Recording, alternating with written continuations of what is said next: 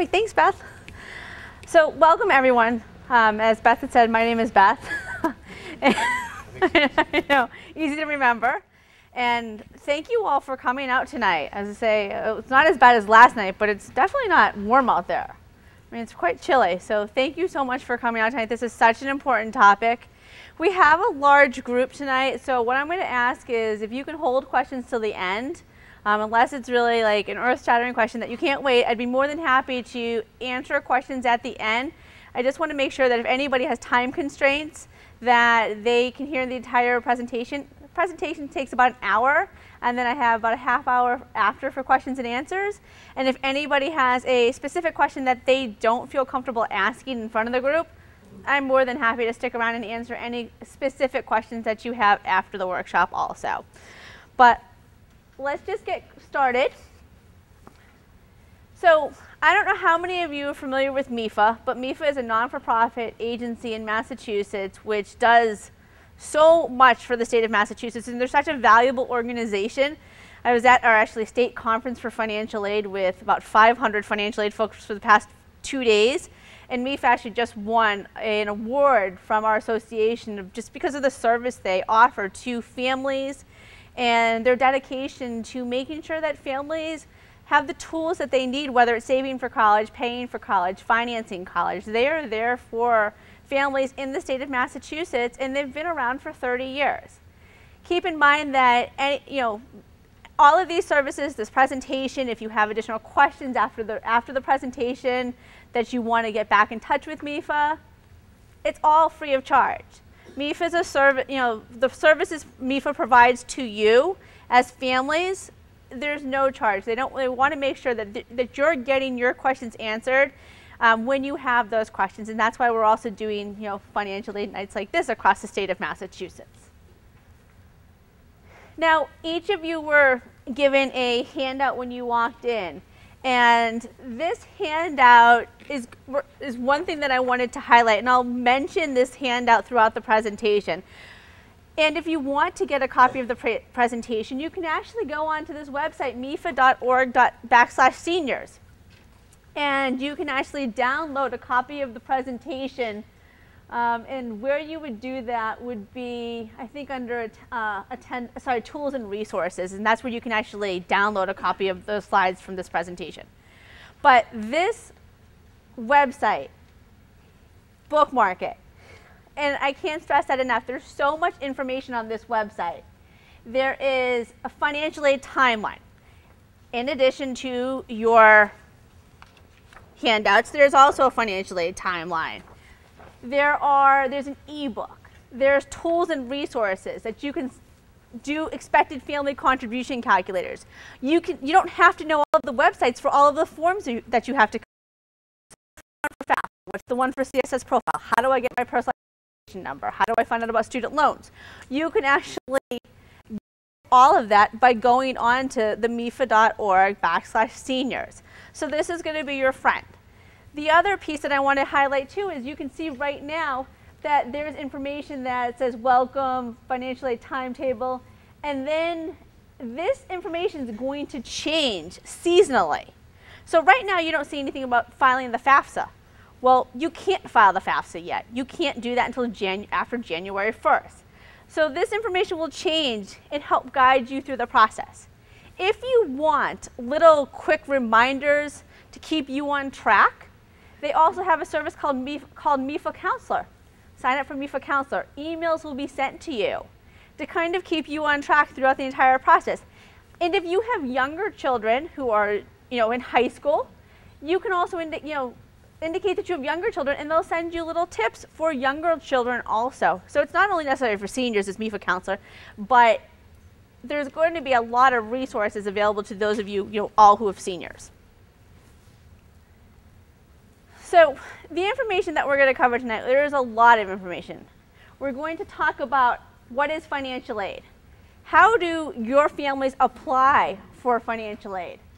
We're going to talk about how decisions are made, how colleges award financial aid to you and to your children. How do you pay for your share? And then throughout the presentation, we're going to talk about a number of different tools and resources that you can tap into to help walk you through the process also. And Beth actually mentioned one of them, the FAFSA Day event that actually happens here at Blackstone. So that's just one of the many resources that your school offers you to help you with one of the major applications when applying for financial aid. When I look at this pie chart and I see all the aid that's available to you as families for financial aid, I want to let you know there's good news and there's bad news. Well, the good news, as you can see, is there's almost $178 billion offered in financial aid. But when you look at the entire pie chart and you look at that 39% on the bottom, which is the biggest portion, that's the loans. So when you're thinking about financial aid, it's not only the grants and scholarships, the money that doesn't have to be repaid, it's also going to be student loans, money that has to be repaid when your children graduate. So that's almost 40% of that $178 billion. And so it's very important that you understand that when you're applying for financial aid, and it's not always going to be that free money that you don't want to, that you don't have to pay back, and it's what everybody wants. Grants and scholarships are really broken down into four categories. You have grants and scholarships that are offered by the federal government. The main grant fund and scholarship fund that's offered by the federal government is the Pell Grant. The Pell Grant is a strictly need-based award awarded to those students who demonstrate the highest financial aid eligibility. Typically, it's for families who are making under about $50,000 today a year. I haven't worked with many families who are making above $50,000 who qualify for Pell Grant. Then you also have states. In Massachusetts, we have the Mass Grant. So there are state grants that are offered to your children. Now, if your children are eligible for a Mass Grant, and again, this is also strictly based on financial need, they have to go to school in Massachusetts in order to get this grant. So if your children are considering colleges in New York or New Jersey, or they're considering colleges outside of Massachusetts, they may not get that grant. There are some reciprocity agreements with some states around New England, but it doesn't go beyond New England really. So when you're living in Massachusetts, it's not uncommon to apply to colleges in the Mid-Atlantic region. And I just want to make sure that you understand that you're not going to call a financial aid office and say, well, this school offered me this grant, why don't I have it at your school? Because if your child's not going to school in Massachusetts, they're not necessarily going to get that grant or the same amount of that grant. The colleges and universities that your children are applying to also offer their own grant funds. And we're going to talk about that in more detail. But I just want you to be aware that the colleges and universities that your children are applying to are another avenue to get those free funds that don't have to be paid back. And then lastly, there's outside scholarship agencies. And outside scholarships are those scholarships that are not from the college specifically, but they're from outside sources. They could be from civic organizations. They could be from your employers if they offer scholarships. They could be from national organizations like the Bill Gates Foundation, Coca-Cola, Walmart, KFC. They all offer national scholarships. So scholarships can come from one of four places. Now, I mentioned that part of the financial aid that your children are going to be awarded is going to be a federal loan. And let's spend a little bit of time talking about this federal loan because especially I see that there's some students in the room. And for those of you who are students in the room, I bet this is going to be the first time that you have any real debt that's under your name. So what does that mean? Well, these loans are guaranteed student loans.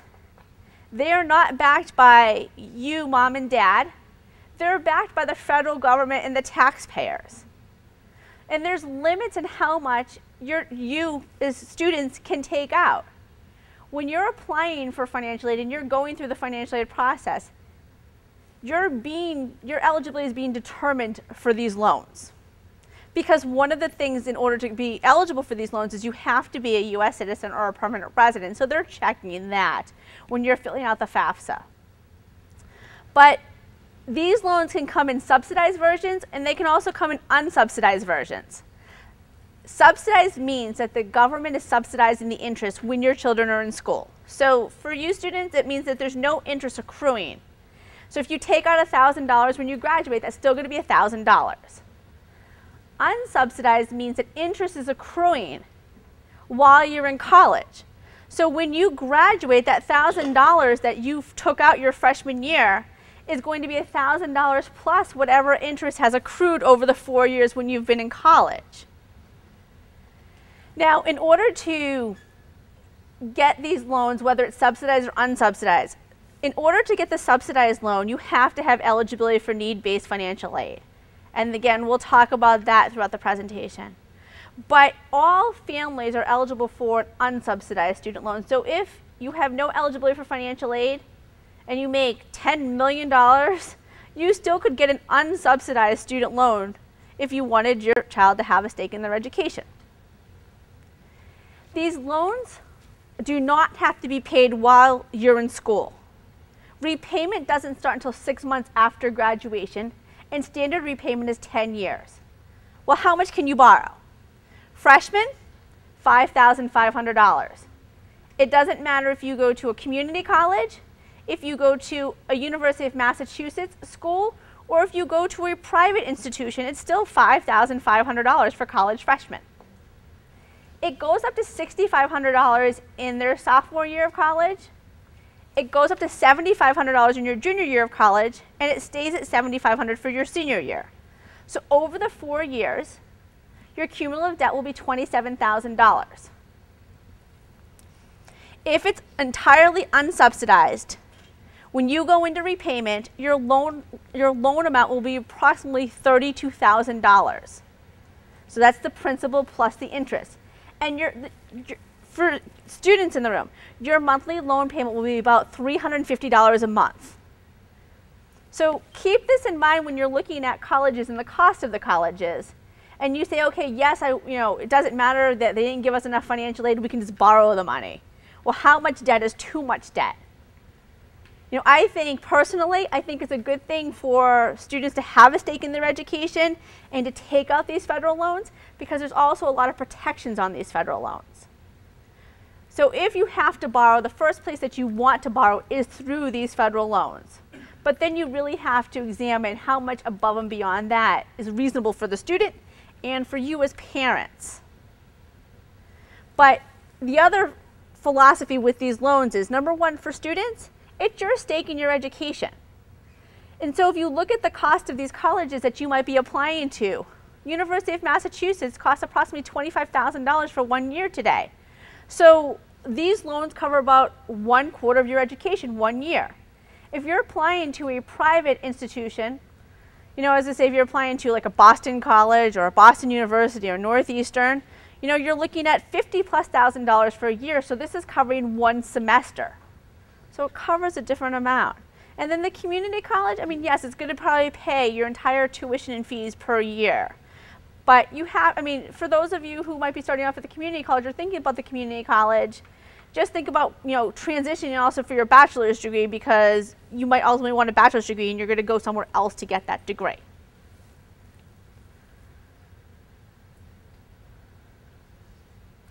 Now, need-based financial aid is awarded to those families who demonstrate the greatest eligibility determined by a standardized formula. And need-based financial aid will cover grants, student loans, college work study. And we're going to talk about how colleges determine eligibility for financial need. But one thing that I want to make clear to you is that no matter what your financial need is, colleges may not meet 100% of that need. So when you're doing college visits, or you're going to a college fair and speaking with an admissions representative or somebody else from the college, one good question to ask that individual is, what percentage of need do you meet? The greater and the closer they are to 100%, the better it is for you as a family. Because every school doesn't necessarily have the resources to meet 100% of your full need.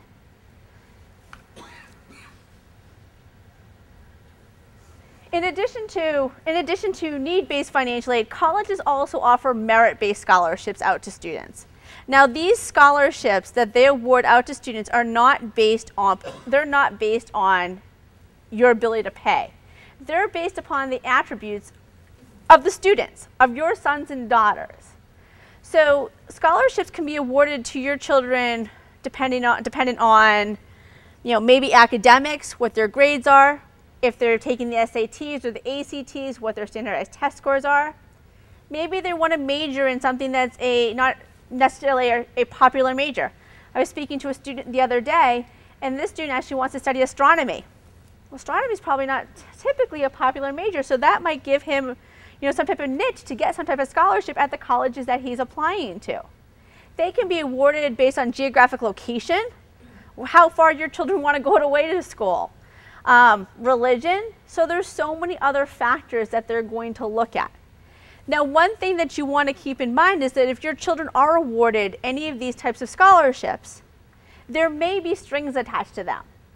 So they get it for their freshman year. Congratulations, you've been offered an excellent scholarship, an achievement scholarship, presidential scholarship. But what do you need to do in order to get that renewed? Do you have to maintain a certain GPA? Do you have to stay within that certain major? Do you have to continue to play a sport if it was an athletic scholarship? So what do you have to do in order to keep that scholarship? Because if for some reason you don't maintain that GPA, you decide, you know what? Engineering is not for me. I want to do communications. Can you still have that scholarship? Because you as parents don't want to be in a situation second year or third year and finding out that you now have to come up with the monies, or somebody has to come up with the monies to meet the difference of what that scholarship is no longer available to your children. So when you're comparing award letters at the point that your children have been accepted to different schools, you want to also look at the fine print and what the terms of those scholarships are that they're being offered. In order to apply for financial aid, there are certain applications that you're going to have to complete. The primary application is the FAFSA, the free application for federal student aid. And that application becomes available as of January 1st of your child's senior year. Now, one of the things that I'd recommend that everybody does is on the back of your handout is give this to your children. They know the schools, I was going to say, so students, take this when you get home. You know the schools that you're interested in. List the schools and check to see what every single one of their deadlines are for financial aid and write them down. And every school has also a federal school code. You can find those on the financial aid part of their website. Write those down. And you can check off what forms are required. Is FAFSA required? So you check that off. So when January 1st comes along, you'll know what's required, what schools are requiring what, and what are the deadlines for the colleges for financial aid. Now, you don't necessarily need to know the FAFSA website because you can go to mefa.org/seniors and you can link to the FAFSA, so you don't have to remember that website. And you want to make sure that you're filling it out before the priority filing date of the colleges and universities that your children are applying to. Whichever school has the earliest deadline is now your deadline for all of the colleges, because you're only going to fill out one FAFSA. And you can list up to 10 colleges on that form. Now, the FAFSA stands for Free Application for Federal Student Aid. So how much do you have to pay in order to complete this form? Nothing. It's free. So make sure that, when you're completing this form that you're going to a website that it's free and you're not paying to complete this form. You refile this form every single year because you reapply for financial aid every single year. And you're filing this form for each child that you have attending college. So if you're going to have more than one child attending college at the same time, you'll be doing a form for each of them. And if you as a parent are also in school, you know what? You're also doing one for yourself. So they're not family specific, they are actually student specific. Something else that I want to mention with this form, and this is really important. What information goes on this form? The information for parents and students go on this form. But what parents? If both biological parents are married, still together, then you'll be putting information for both of the biological parents of the student. If you are divorced or separated or never married, then it's just the parent who the child lives with. If you have remarried, then it is the information for you, if you're the custodial parent, and the step parent. So I just want to make sure you know whose information goes on this form. The next application that has to be completed for about 800 private colleges and universities is called the CSS Profile. And it stands for College Scholarship Service Profile. Again, you can link to this form by going onto the College Board website. You do not need to remember the website for this form. This form is actually available now. Have any of your children applied early action or early decision to any colleges? Okay, so there's a couple. Has anybody filled the CSS profile out yet? All right, so we have a couple people who have filled it out. If your children are applying early action or early decision, check to make sure that they're not asking for the CSS profile early, because some colleges will do a early read, an early estimate of financial aid at the time that your children are accepted, and because the FAFSA is not available, they're going to use the CSS profile. And a lot of schools have deadlines of November 15th, which is right around the corner. I was speaking with parents the other day on the phone, and two parents I surprised when I looked at the schools that their kids were applying to and said, have you done the profile yet? And they said no. And I said, well, that's what you're going to be doing this weekend. Because the kids had applied to early action to these schools, but the parents didn't even realize that the CSS profile had to be completed. Now, for the rest of you who are applying regular decision, your kids are applying regular decision. All of the schools that they're applying to are not going to require this form. I mentioned it's only about 800 colleges and universities. If they're applying to state colleges, there's only a handful, and they're the selective state colleges: University of Virginia, University of North Carolina, Chapel Hill, University of Michigan. So it's not the University of Massachusetts system, it's not the University of Maine system, University of New Hampshire system. It's some of your more selective public state colleges that require that form. But I recommend that you file the CSS profile at the same time that you're filing the FAFSA. And why? Because it's going to be asking similar information. So why sit down and fill it out now if your colleges aren't requiring it? Because there's really nothing early that's going to get you as a family. And my experience of when I did work in an aid office, I worked at a school where both FAFSA and CSS profile was required. And I would look at these forms for families who filed the CSS profile early, and to be honest, I wanted to know if the same family filled it out.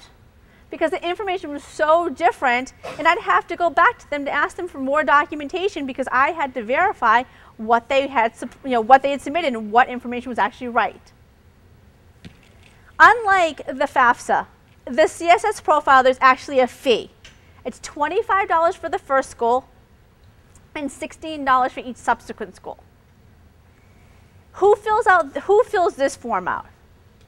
Well, the CSS profile is filled out the same way that the FAFSA is. So, biological parents, if you're still together, if you're both still married, single parents, just you, remarried parents, you and step parent.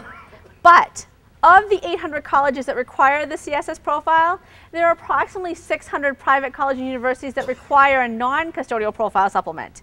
So the non-custodial parent and non-custodial parent family, if they've remarried, would have to fill out this form for those colleges that require it. And lastly, some colleges and universities may have their own institutional application for financial aid. So check on those college websites. Look on the admissions website, look on the financial aid website, because again, this past week when I was working with families, I found a couple financial aid applications at colleges for families, and they were like, really? Yep, go to the financial aid website and start checking your other colleges. So you want to make sure that you know what's required, when it's required, because the easiest way for you to lose out on financial aid dollars is missing a deadline. And that's also the easiest thing to control. So you don't want to miss a deadline. Beth mentioned FAFSA Day. This is just a reminder, and also on your timelines, if you sign up for MEFA Counselor will send you a reminder about FAFSA Day. You were given little cards to put on your refrigerator, but FAFSA Day is an event that is held across the state of Massachusetts on the last Sunday, so January 27th, right where you are today is one of the sites. There's over 25 sites across the state of Massachusetts, and Blackstone Valley right here, they actually offer one of the sites. So if you need help filling out your FAFSA, come here. And as Beth said, come with all of your information. You know what? You'll leave with a completed FAFSA, because this is an event that is all volunteer driven, but you have so many colleges and universities in your backyard, and all of the aid officers, or a lot of the aid officers, they volunteer their time on this day to come and make sure that you're getting the assistance needed to fill out this form properly. And majority of the volunteers who are working in the computer labs or answering those, more difficult questions, they work in aid offices. So these are questions they have every single day. But this is a free service to you. So you don't, again, no money required for this. If you cannot make that Sunday, there are a handful of sites that do actually offer them on weeknights. And the closest one to you will be Marlborough, Massachusetts. Marlborough High School will actually have theirs on a weeknight, which I think is a Thursday night. But if you go to the website that is on the card, it lists all the sites, and you can see what places actually are having their event on an alternate date and time than Sunday. And I would strongly encourage you to register, because that way if there's a weather event, I could mass email you and let you know what the alternate arrangements are. I would also say, if you've done your FAFSA, but you just have one or two questions that you kind of stuck on, you want to double check, we have a FAFSA Express line that day too. So if you just want to come in and get a couple of questions answered, you're mostly done, we offer that service as well. So I strongly encourage you to attend somewhere in the state of Massachusetts, but registering really is helpful to you in case we have a weather event or something. I know that would never happen on our FAFSA. Of course, of course. It's not like we've ever had to juggle weather here. So what happens after you apply? Well, after you apply, to be honest with you, your children, so you students, you're going to get information back. So I talked about deadlines and when financial aid applications were due, and maybe some of you haven't filed your taxes, because deadlines could be as early as February 15th or March 1st, and we all know the tax deadline is April 15th or later, depending on what day of the week it falls on. So when you have filed your FAFSA, you're going to get back something called a student aid report. And if students have provided a valid email address, it's going to be emailed to the student. So students, make sure you tell your parents when you get that. And if you don't have a valid email address, then it's going to be mailed to you, but it's going to be mailed to your kids. So again, you want to make sure that you're communicating that this is important. When you get this information back, review it for accuracy. Once you've filed your taxes, you can go back in and you can make updates. And there's a tool called the IRS Data Retrieval Tool. All colleges and universities are encouraging families to use this. And you cannot use this until you filed your taxes. And if you filed your taxes online, it will be available to you about a week to 10 days after you filed your taxes online. So if you're coming to FAFSA Day, you're not going to be able to, you're going to use estimates at that time. And estimates are fine. Colleges realize that you're using estimates. But once you've done your taxes, go back in and use the IRS Data Retrieval Tool to update that information. And it's going to be sent to all of the colleges electronically that you've listed on the FAFSA, so you don't have to worry that those schools aren't going to have accurate information. For those of you who are completing the CSS profile, unfortunately, there is no electronic updating with them, but you're going to get an electronic transcript back of the results of the information that you submitted. And what you're going to need to do with that is just cross off the fields where you need to make updates and send it to those colleges and universities that required the CSS profile. Some of you may be selected for a process called federal verification. It's not a red flag. I have some families who get very concerned, oh my gosh, I get selected every single year for verification. There are some triggers that, yes, you may get selected for verification all the time.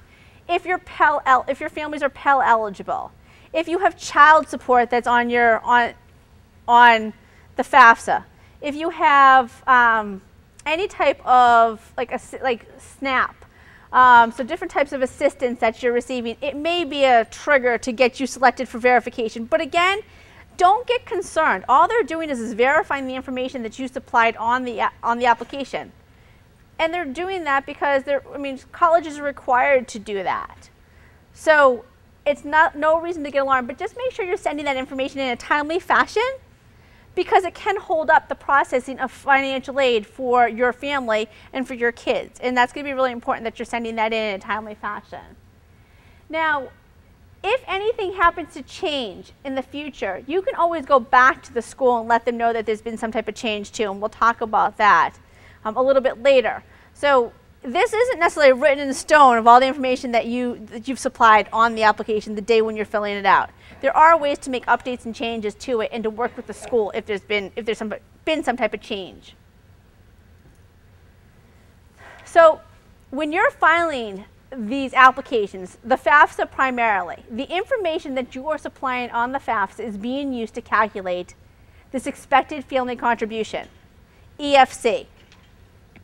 If you want to get a better idea of what your EFC is, going on to the MEFA.org/seniors under Tools and Resources Calculators, you can do that this weekend. Get an expected family contribution estimate before you're able to fill out the FAFSA. Now, the information that you're supplying on the FAFSA is being used to calculate an expected family contribution for 1 year. This isn't a 4-year contribution because you're refiling every single year. And to be honest with you, in my years, I've worked in college financing for 17 years, this number is not realistic. And many of you are going to be very surprised and very shocked at what that number is.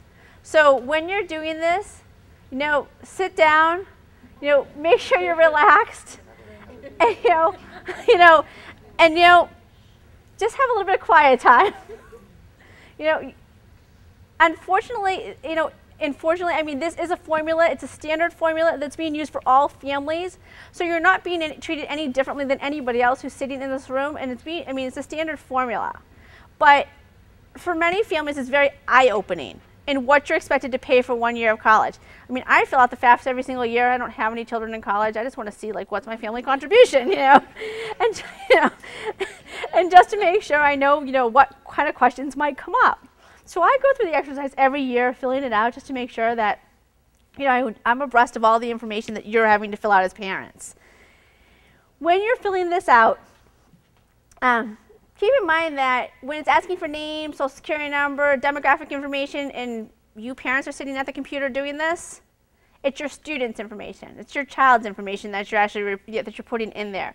You're only putting parent information in where it's asking for parent information. Because I can't tell you how many times I've actually talked with a family and they said, I know I filled out the FAFSA, and I'm looking at my computer system and I'm like, I don't see it.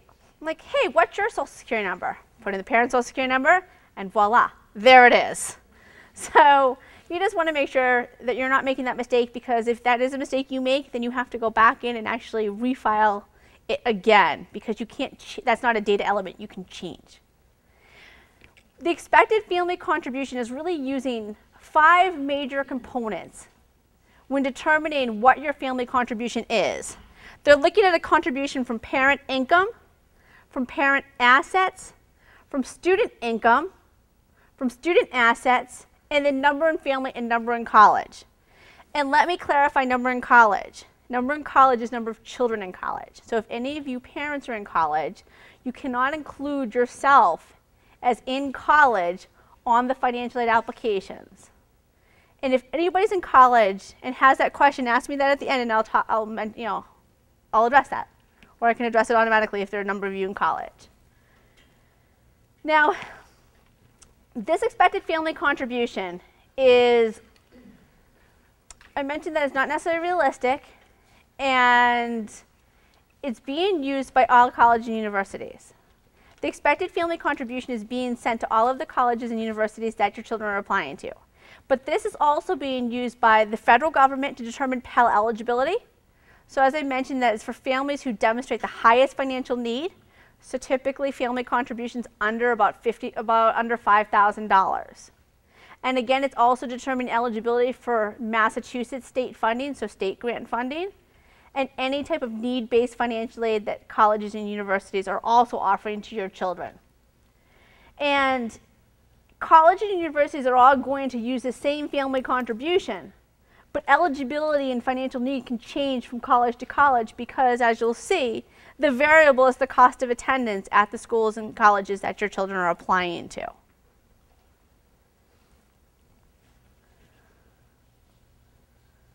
Now, the other thing that I just want to mention is when you're filling this form out, keep in mind there's no place for you to put any type of your own personal expenses. This is not a cash flow analysis. So they're not looking at what your credit card debt is. They're not looking at what your personal debt is. They're not looking at what you're paying for card payments. They build into this formula a standard living allowance. That standard living allowance today for a family size of 4, and it doesn't matter where you live in the US, is about $26,300. So that's for everything: food, shelter, clothing, medical expenses. Families who have family size of 5, it's roughly about $28,000. Family size of 3, it's about $23,000. So there is nowhere that you're going to be able to tell the college that my mortgage is this, or my rent is this, my utilities are this. I had a family appeal once based on how much money they spent for milk because they had 4 boys. And we as a college didn't understand that. So it's not a cash flow analysis. It is a standard formula that's being used for all families. Now, one of the biggest myths that families have is that if you save for college, you're going to get less eligibility. You're going to get less financial aid. Okay, yes, it's going to affect the family contribution, but not that drastically. As you can see in this slide here, we have a family. We have 3 different families, and they all have $60,000 in income, but their assets slowly increase from a 0 to $75,000 to $150,000. So you can all see what their EFCs are. So we know that if you make $60,000, your family contribution might be roughly about $4,000. But having $75,000 in assets is only going to increase your expected family contribution by about $1,200. But you have a lot of buying power with that $75,000. So parents, if you've saved, it's not necessarily going to affect your overall eligibility for financial aid. A lot of families get very concerned. Oh my gosh, I have to spend my savings down, I have to move it. You know, colleges are going to think that I can pay for 100% of college. That's not the case. Your assets are treated very favorably in the financial aid formula. And you'll learn in the next slide that actually your income is what drives that expected family contribution, not your assets. So when you look at this, the first thing to keep in mind is that whatever assets you have, most parents who are 40 to 50 years of age, the first $40,000 to $50,000 of your assets are protected because in the formula, there's an asset protection allowance. And then your assets are assessed at no more than 6% of the value. So it's 6 cents for every dollar. It's very low because you have other obligations with your assets. But what are reportable assets? What do you have to report? On the FAFSA, you're going to be reporting the value of cash, checking, savings. And then the next question is going to ask you of investments. So what types of investments? They want to know about college savings accounts. If you have other property other than your primary residence, or if you live in a duplex and you rent out the other piece, like part of your property, that's considered an additional asset. If you have land, if you have stocks, if you have savings bonds, if you have mutual funds, if you work for a company that gives you stock options, those are the assets that are reported. Assets that are not reported, you are not going to report the value of any type of retirement accounts. So your 401ks, your 403bs, pensions, annuities, life insurance are not reportable assets. And the other thing that the FAFSA is not going to look at also is your primary residence. The CSS profile is a little bit different. The CSS profile, you will actually be reporting the value of your primary residence, and they will be looking at the equity in that as an asset, and it's treated no differently than cash that you have in your bank account. Now, the bad news is if your children have assets, their assets are assessed upwards of 20 to 25%. And for some families, I mean, it might change eligibility, but you really have to think about how much do they have in their account. If they have $500 in their account, it's going to change the family contribution by maybe $100. So it's not really going to make or break eligibility. So you don't necessarily need to stress out about, I need to spend their assets, I need to move their assets. You know, if you're overly concerned, we can talk about that after the presentation. If you're overly concerned that they have too much in their accounts and they're going to necessarily not necessarily make you eligible for financial aid, what can you do? We can talk individually about that. But for most families, you know, your children don't necessarily have a lot of assets in their names unless, you know, somebody's left them money that's passed away. That's typically where I find it. But typical asset for kids might be savings bonds. So don't forget about those savings bonds. And if you want to know what the savings bonds are valued at, if you go to savingsbond.gov, you can actually type in all the serial numbers and find out the value for every single bond that you have. And I still have like 4 or 5 bonds from when I was 13, and now they're sitting in a drawer, so they're easy to forget.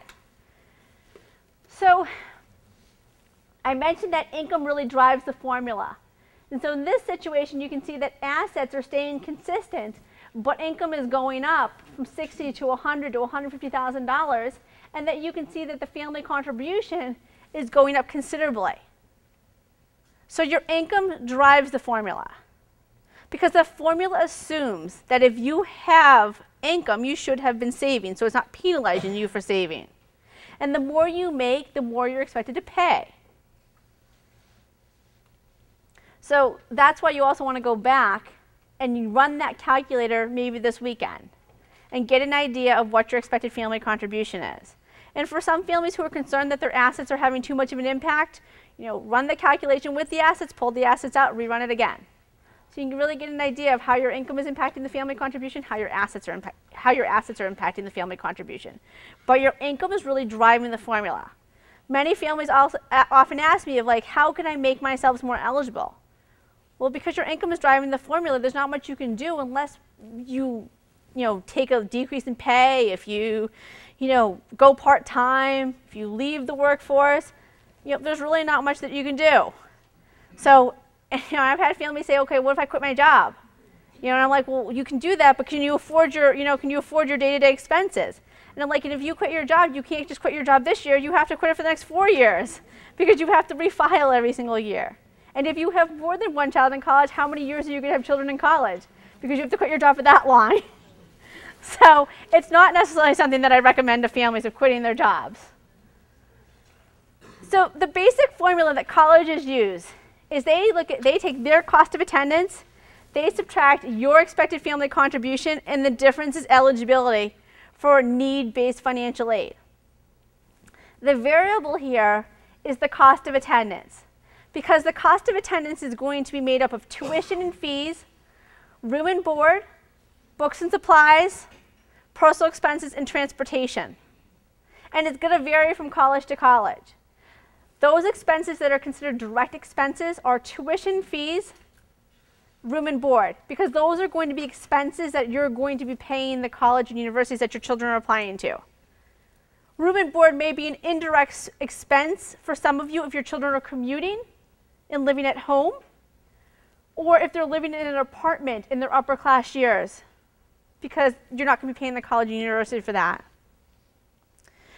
Books, supplies, personal expenses, transportation, all indirect costs. Colleges build these things into their costs of attendance, but you're not going to get a bill for books. You're not going to get a bill for transportation. It can vary, each of your children. And they're going to use averages. So these are places that you can also look at cutting expenses. So when you're looking at these costs of attendances, how can you not necessarily pay $1,000, for the year for books? Today, with the age of internet, how many of you have like e-readers, or your kids are reading books online? A lot of schools, there's books that you can rent, and so it's a lot cheaper than buying the book. Or using a site that you can buy a used textbook versus going to the college bookstore, because that's going to be your most expensive place to purchase books. Transportation expenses, how close are your children going to college? When you're looking at the bottom line of how much it's going to cost your family to send your child to school, if they're looking at schools that are outside of, we'll say, New England or outside of maybe the Mid-Atlantic region, factor in that transportation cost. I'm from Massachusetts. I went to college in California. I knew I was coming home twice a year. I was coming home for the holidays, and I was coming home in the summer. I wasn't coming home for fall break. I wasn't coming home for Thanksgiving. I wasn't coming home for spring break. And I knew that going in. But for those of you whose children aren't necessarily comfortable with that, or you don't necessarily have family in that state that they're going to school in, that's another expense. A plane ticket, a bus ticket, a train ticket home. They add up depending on how many times your child wants to come home. So it's something that you have to take into consideration when you're looking at the overall, the big picture cost of attendance. So how does the formula work? We have 4 different colleges here. We have college A, which we'll look at as, we'll say, a private college here in Massachusetts. College B, okay, maybe the University of Massachusetts, so a university here in Massachusetts. College C, maybe a college that, we'll say, a state school, but your child's actually going to commute, so they're not going to live on campus. So cost doesn't have room and board. And college C, community college. So as you can see here, your expected family contribution has remained consistent.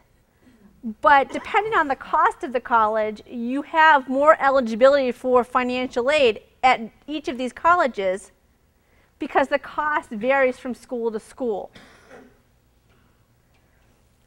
I always recommend to families, don't rule out that most expensive college when you're looking at putting your list of colleges together, because they may surprise you and have more resources available in terms of financial aid, and they can close that gap, and you could be paying closer to just your family contribution. But you also want to make sure that your children are applying to a financially safe school, somewhere that you can send them to, somewhere that they're going to be happy going to if they don't get enough financial aid. But I had a conversation last year with a family, and their daughter applied to a public school and a private school. And this family literally started the conversation off with, my daughter's going to school in Maryland. And it's like, okay. But really wanted to go to this private school. And I sat down with this family, and I looked at all of the aid that was offered to them, and it came out that actually the private school was less money. And I even took out the loans, because the parents are like, well, this one, if I take, they have less money because of the loans. And I was like, okay, you can send them to the public school. They're not going to be happy there, and it's going to cost you more over the long run. So, or you can send them to the private school they really want to go to, which was also drivable in the sense of, it wasn't far that they had to buy plane tickets. You can send them to the private school where they're going to be a little bit more happy going to, and they've also offered them a scholarship and the same type of loan that you have in the other financial aid package, and it's going to cost you less money even over the 4 years. Because when you're looking at these numbers, you have to not only look at the 1 year, you have to look at the entire 4 years that your kids are going to be in college. This is not a 1 year venture. This is a 4-year venture or a 2-year venture if your children are going to be going to the community colleges. So you want to make sure that you're looking at the big picture. So when you look at the way that colleges award out financial aid, I always like to start off with, this is actually an empty bucket. So the first thing that's going to go into the bucket is your expected family contribution, because it's going to determine eligibility for financial aid. And then they're going to typically package your kids with a student loan. So those of you with limited eligibility for financial aid, it's likely the only thing your children will see is a student loan. Then they're also going to offer those with a little bit more eligibility college work study. And then those with additional eligibility will see need-based grants and scholarships. Now, one thing about work study is not subtracted from the bill. Work study is a federal program where your children can work on campus part-time. And I love work study. I mean, that's how I got into higher education. I was a work study student at the college I went to for 4 years. So I think it has a lot of great, advantages, but the money's not being subtracted from the bill. It's getting paid directly to your children. So what you might want to do is have a conversation with your children, and how do you envision them using that money?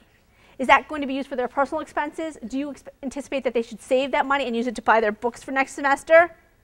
And if they don't work, they're not going to get the money. But it is federal money because the money is coming from the federal government to pay your children. So keep that in mind if you see work study as part of the financial aid.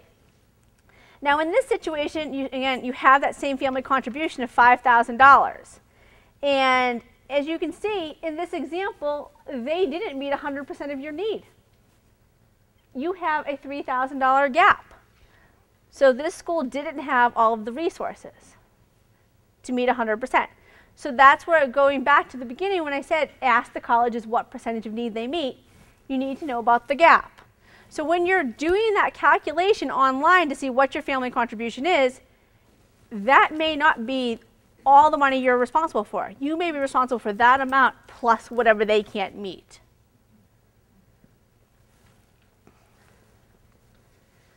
So if we look at comparing different financial aid award letters, and again, if you go on to the MEFA counselor website at the time that your kids get award letters, you can actually plug in information, and there's worksheets that you can do, college cost calculators, to get to that place of looking at financial aid awards.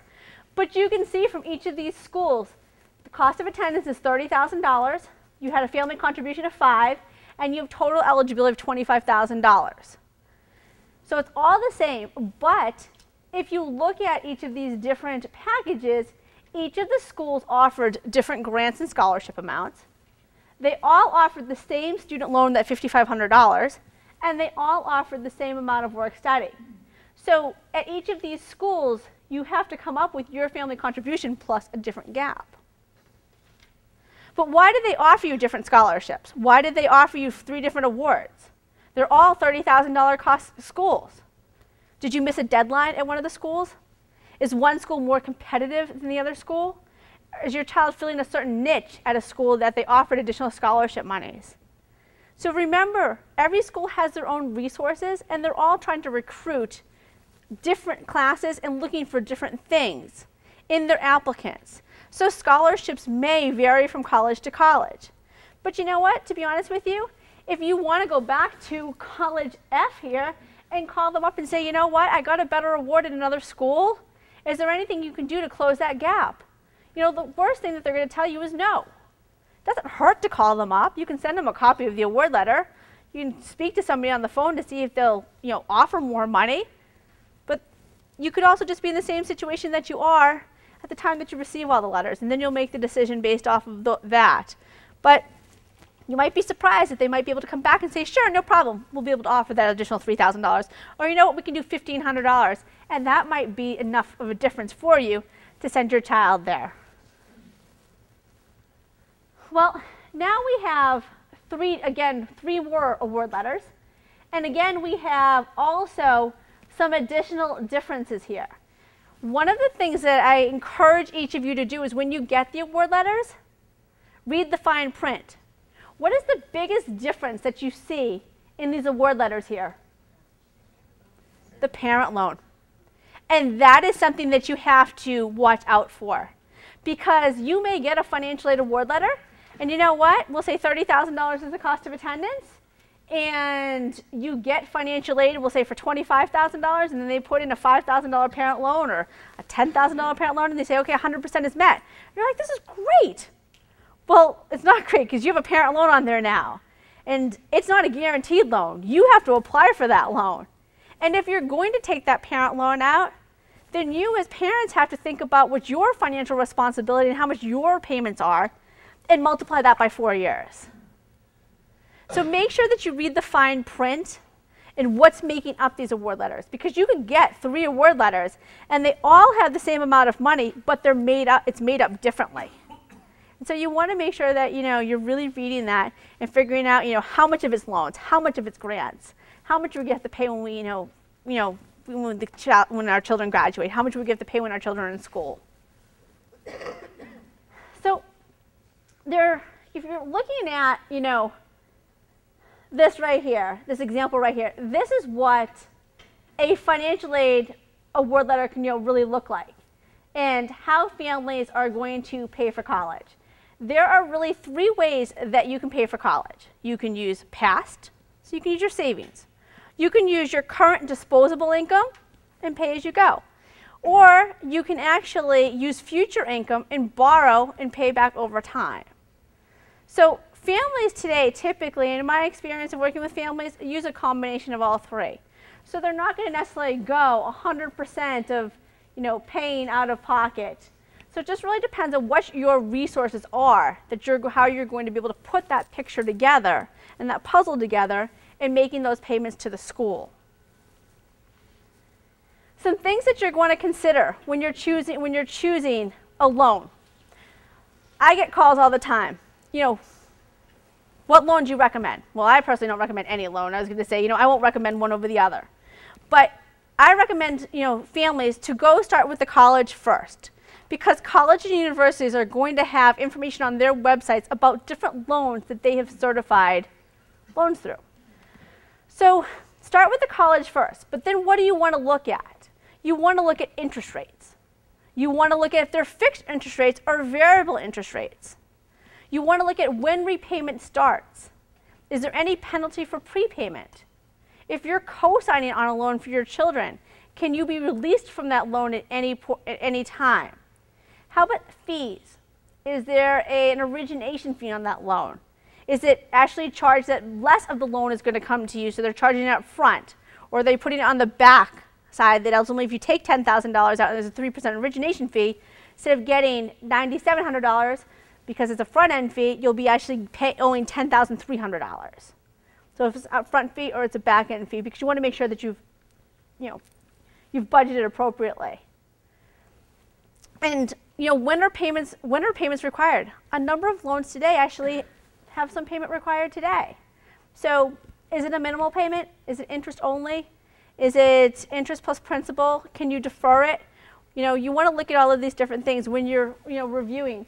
And so these are different questions that you want to ask yourself. This is such an important decision. Today when you look at the cost of education, I mean, for some, I always used to say it's the second largest expense after buying a house, but I think it's becoming an equal expense to buying a house. So this is an investment, but investments with variable costs. So I think this is, definitely like a house, but I think it's more like a car when you choose a Corolla versus if you choose a Mercedes. So there's different costs and there's different decisions that your children can make. Well, what happens after? I was going to say, one thing is, this presentation is just one of many financial aid nights that MEFA does. MEFA is here for you throughout the entire process. So after tonight, in March, April timeframe, they do an after the acceptance seminar. And that after the acceptance seminar is an opportunity for you to have a refresher on a lot of this information that we went over tonight, but it really focuses on comparing award letters. What is the bottom line? Okay, well, how do you pay for that bottom line? Are you going to take out loans? Are you going to be able to enroll in a payment plan? How much do you have in savings? And it's going to talk about now, how do we make that decision and where you go to school, where your children are going to be going to school. So MEFA is a free resource for you. So if you go on to the MEFA website, the MEFA.org/seniors that I've been talking about the entire night, if you go on to that website, you can find out when additional seminars are. They only do them geographically, so they don't offer as many as the high school nights that they do at most high schools, but they offer about 25 after the acceptance seminar, so you look for one in this region and attend that. But it's another great resource, and again, financial aid experts are there to help guide you through that process also. There are so many services that MEFA offers, and again, there's the website MEFA.org/seniors. There's the MEFA counselor, so the emails that they'll send out to you. There's also YouTube videos. So for those of you who, as I say, want to see quick videos, they'll give you little pointers. They have Facebook. I'm Facebook friends with MEFA, and I'm always seeing articles out there. And so they'll kind of keep you abreast of what's going on in the industry also, like not only necessarily in Massachusetts, but there's a student loan bubble, we'll say, or Massachusetts schools have decided to freeze tuition at certain schools. So it's a great resource. They tweet. So if any of you tweet, you can follow MEFA on Twitter.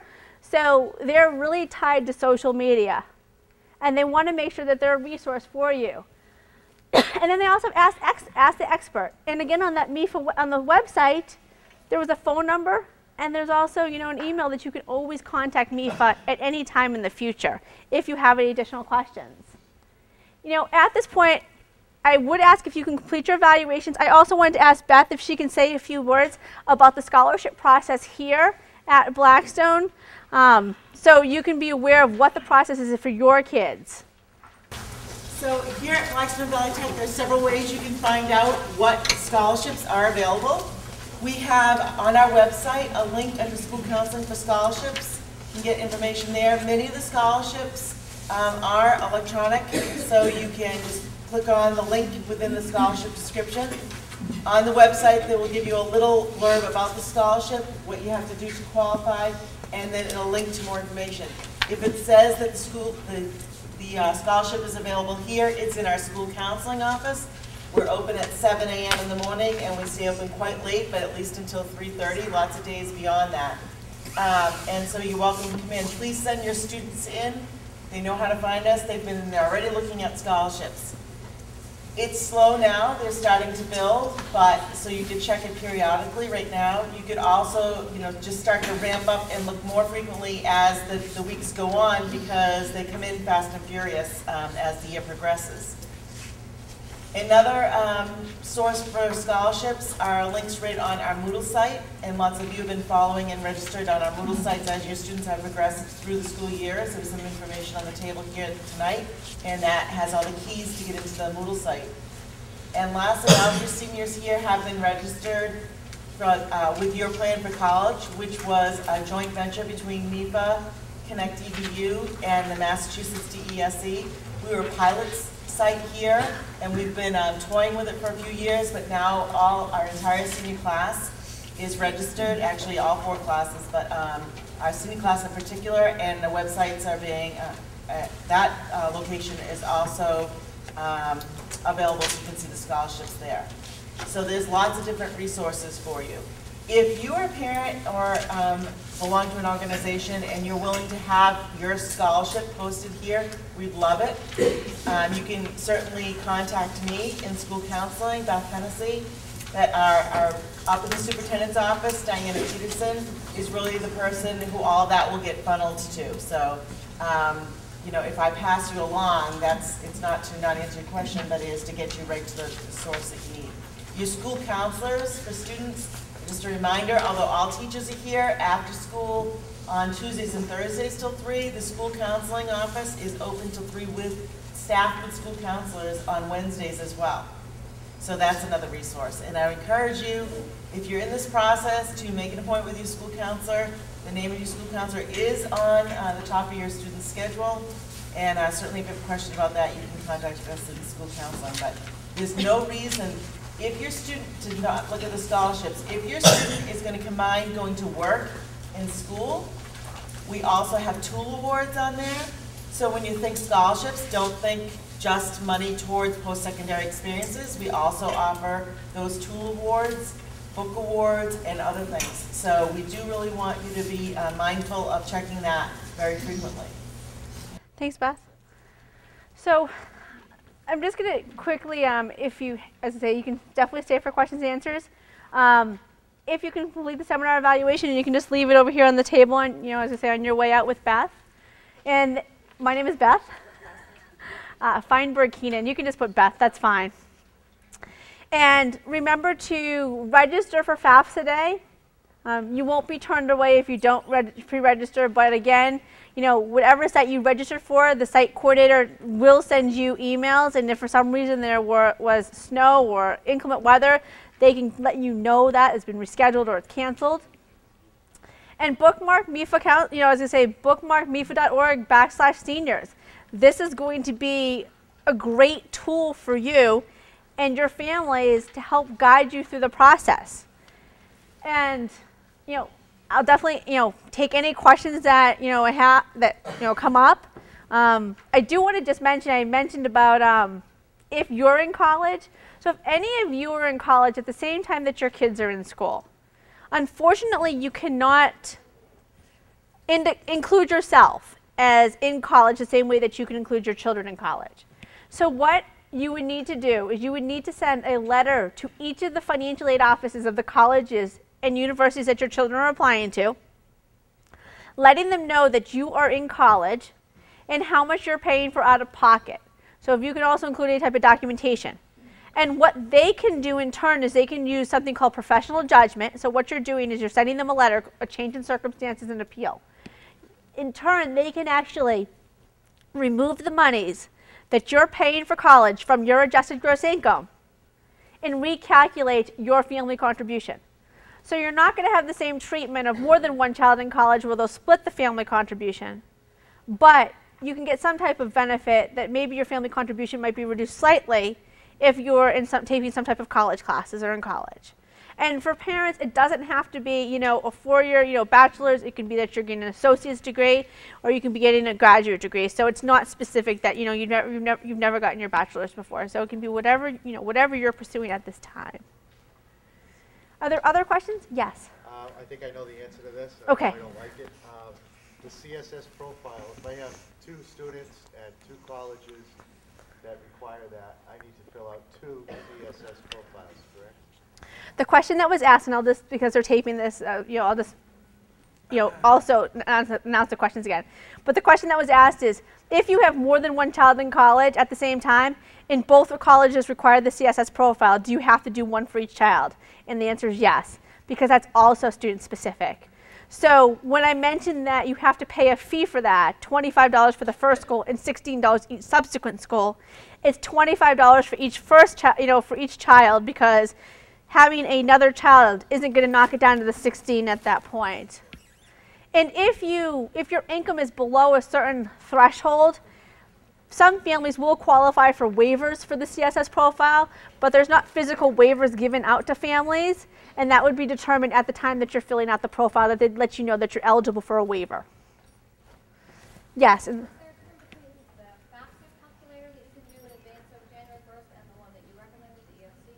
so the question was, is there a difference in the FAFSA calculator and the EFC calculator that you can do before January 1st? The EFC calculator that I actually mentioned is going to be an estimate of your expected family contribution based on you filling out the FAFSA. So it's the same thing. So when the calculator that they actually link to on this website is the College Board's expected family contribution calculator. And that calculator is going to ask you, do you want to run the FM calculation, which is based off of the FAFSA? Do you want to run the IM calculation, which is based off of the CSS profile, or both? So if your children are applying to schools that require the profile, then just run both. But it's going to be the same type of estimate as if you were filling out the FAFSA. So they're doing the same federal calculation behind the scenes, but very skeletal. It's not as much information. In the back, in the black.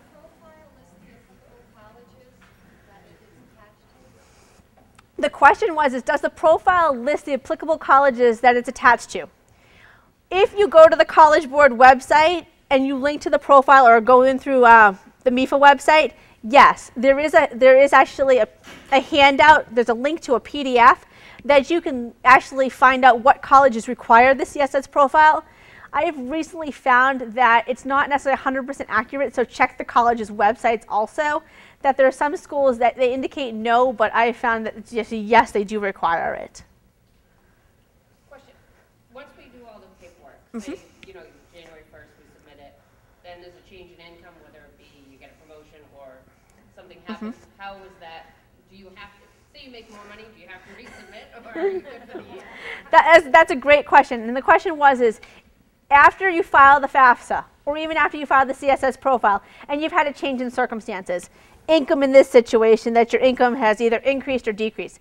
If it's increased, congratulations, you've got a raise. You don't have to let the college know that, because you know what, they're going to find out about it next year when you refile, because you're always filing off of prior year's information. But if your income does decrease because number of work hours was reduced, you were laid off, because I know a lot of families who work in, will say, like electricians or carpenters, it's seasonal, and sometimes you'll get laid off by unions. So if that's the case, then yes, by all means, contact the financial aid offices in writing with supporting documentation, and they can definitely use professional judgment and recalculate eligibility to see if there's anything else they can do. And it doesn't matter if it happens in, we'll say, March, if it happens in June, if it even happens in January. At any time you should be going back to the school, because you never know what resources they might have available that they might be able to help you out with. So, but one thing that you don't want to necessarily contact the aid office about, and is if your assets drop. You know, if your assets drop significantly, we'll say something happens with the market and you take a dip in your assets, you're not going to want to contact the school because there's little that they're going to be able to do with that. But if you think about the past storms that we've had, if something happens and something happened to your primary residence that you have to now do a home repair, then by all means that's also another appealable circumstance. Or God forbid somebody got sick and there's unreimbursed medical expenses. Those are change in circumstances that you should be going back to the college and explaining these things to them. For those of you who have looked at the profile or who are familiar with the profile, there's a space about this big where you can put special circumstances in. Now, my recommendation is when you look at the colleges that your kids are applying to, and think of all of the applications that are coming through the financial aid office, this section can get missed. So if there is something that you've put in special circumstances, you should actually send a separate letter to the financial aid office explaining that special circumstance so it gets included at the time that they're evaluating your child's financial aid, eligibility. And if you want to double check once you get the award, by all means, call the school up. Did you consider my special circumstance? Because you know what? There's a lot of paper that comes through the office too. So it doesn't hurt to ask questions, and I encourage you to ask questions. No question is a dumb question, and a dumb question is a question that is not asked. Other questions? Yes. When you apply and receive a scholarship outside of a college package, how does that affect the college package? Does it always? Does it usually? It's a great question. Question is if your child is awarded an outside scholarship, how does that affect the financial aid that they've been offered by the school? And I want to say it depends. But one of the things that you want to make sure is that you know what the outside scholarship policy is of the schools that your child's applying to. A lot of them have it on their websites. If they don't have it on their website, send an email to the college or put a quick call into the college. But my experience of working at a school and also with friends who work at colleges is many schools don't have the resources to meet 100% of your eligibility. So most colleges will allow it to go in and fill that gap. So now you have to just come up with your family contribution and maybe not the gap anymore. If you're met 100%, that 100% of the need is met, most likely colleges will decrease or cancel work study first. Then they may change a subsidized loan to an unsubsidized loan. And the last thing that they're likely to touch is their need-based grant funds. But you want to check with the school because every single school can treat that differently. But the last thing that they're going to allow it to do is actually go in and fill your family contribution. Go in and fill your family contribution. So it's not necessarily going to decrease your EFC. The only situation where it would decrease your EFC is if your EFC either equals or exceeds the cost of a college that your child's applying to. Because then any aid that's offered to your child is not based on financial need. And outside scholarships do not, in my past experiences, do not decrease those merit scholarships that are offered to your children. So they'll most likely decrease loans. They may decrease loans. Because one thing to keep in mind too is all of the aid that's offered to your kids, whether it's from the school, outside scholarships, or loans that you're taking out, they can't exceed the cost of attendance of the schools that your kids are applying to. So if the cost of the school is $15,000, all resources can't exceed $15,000. Yes? Regarding FAFSA Day, does the website outline the information that we need to bring on that particular day? The question is on the FAFSA Day website, does the website outline information to bring? Yes, it does. It does have what you should bring that day. And I'm not sure, I know some site coordinators will send out emails to those who pre-register, and they'll also reinforce what you should bring. So, Beth, and you're... So, What to bring, and it's really clear, just a very simple, bulleted list about what to bring. If you own property that's rental, is it better to have that under a business than to have it with the family? So the question is if you have other property other than your primary residence, is it better to have it under the family or within a business? And that really depends on the colleges and universities that your children are applying to. If they're applying to schools that are FAFSA only, then you're right. You're not including the value of a business that employs less than 100 people if it's basically still owned by you. But if your children are applying to colleges that require the CSS profile, they ask for business value. So it's a moot point where you have those properties, because colleges are still going to look at it whether it's under your name or if it's under a business that you own, and it's going to be treated the same way. Does that answer your question? Okay. FAFSA, yes, business. And I mean, and the other thing too is, I mean, you can definitely put it into a business, but you can definitely put it into a business, but it doesn't mean that the college can't question it either and use their judgment for their own institutional money and how they want to treat that. Other questions? All right. Well, thank you all. Thank you all for coming tonight. If you can leave evaluations over the table by Beth. And again, if anybody has individual questions that they didn't feel comfortable asking, feel free to come up to me.